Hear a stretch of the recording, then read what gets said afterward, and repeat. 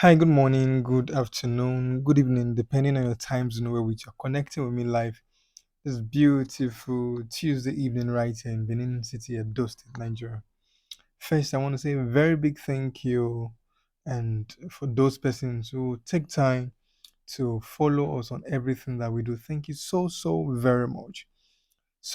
This project you're seeing right now, we're called upon to actually come on site to actually plaster the fence and also to do artwork and coping on the fence.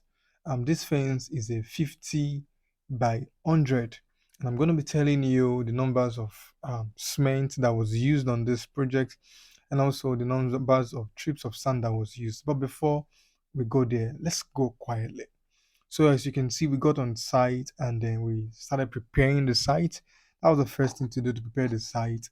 And then after we're done preparing the site to ensure that the work goes smoothly, and we started plastering the fence. And trust me, it started like a joke. I started from one partition, and then before you know, it began to grow and grow and begin to grow gradually. But there were certain things that we considered.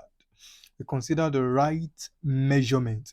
We consider the right measurement. And I used to say this over time that it's not about you having your materials on site. It's about having the right guys to doing the right thing on the site. And you can see the first layout of the job. This is the first layout of the plastering of the fence. So you can see how the fence actually looks like. At this point here, we're still trying to go through the rubbing phase at this point, and you can see how the team member were effective in their job and what they were doing. And in no distance time, you will see how the fence actually transformed. And let's go how it transformed. And so this is how the fence got transformed.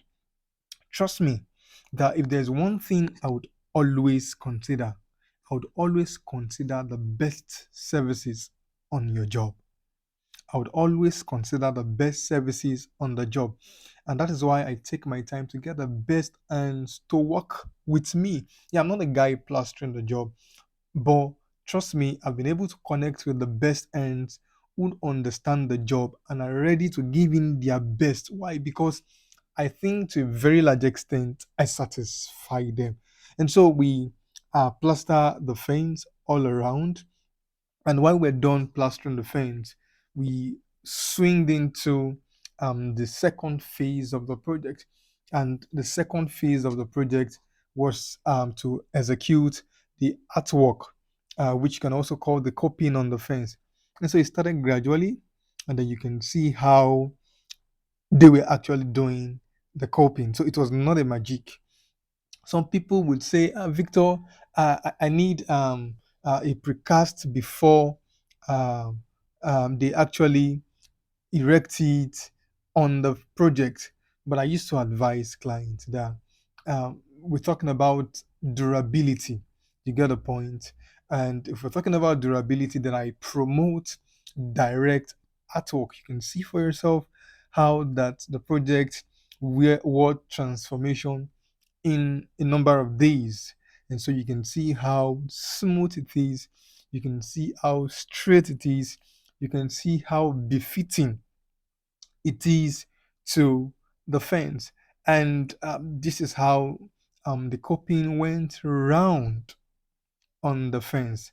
It went round on the fence just the way you are seeing it, and you can see the nature to which the job was executed. And like I said earlier in one of my pieces, I would prescribe this as nothing but a nylon plastered fence.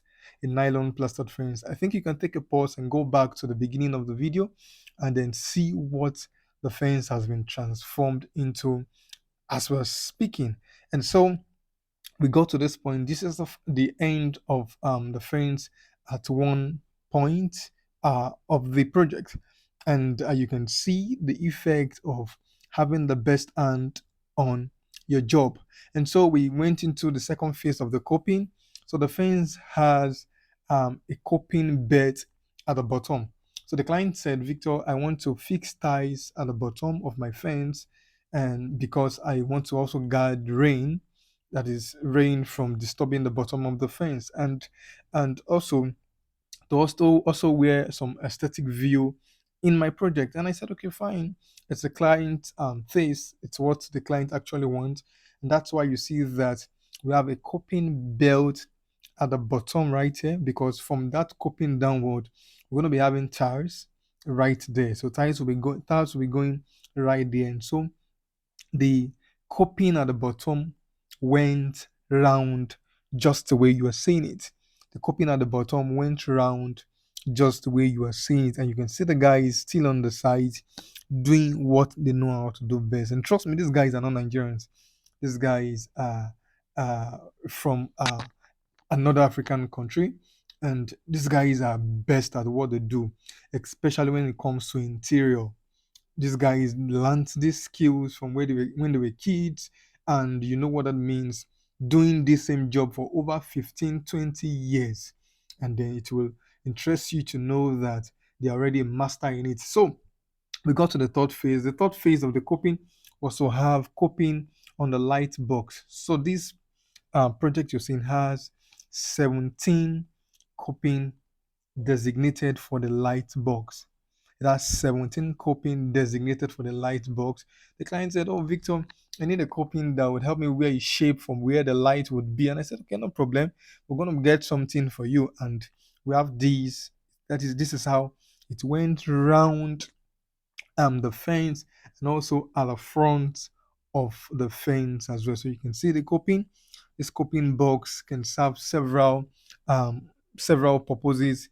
Can serve as a guard to the light, and then we also did this on the site, um, close to the building. They had some bricks laid down, and it was not plastered before now. And the client said, Victor, I would also want these to be executed, and we had to do this. At the time where this video was taken, we are almost done with this particular phase, and that's why you can see that it's not very smooth. And yeah, we get to the final. So we use 53 bags of cement for this project, and also one trip of 2-in-1 sharp sand. Thank you so very much for following us. My name still remains Victor Olise. Please do well to subscribe to our channel if you are yet to subscribe to our channel. Thank you. Have you yet to subscribe? If you want to desire to reach out to me, you can call me on 070-6315-1558. I go by again 070-6315-1558. I want to say a very big thank you to our client for trusting this project on us.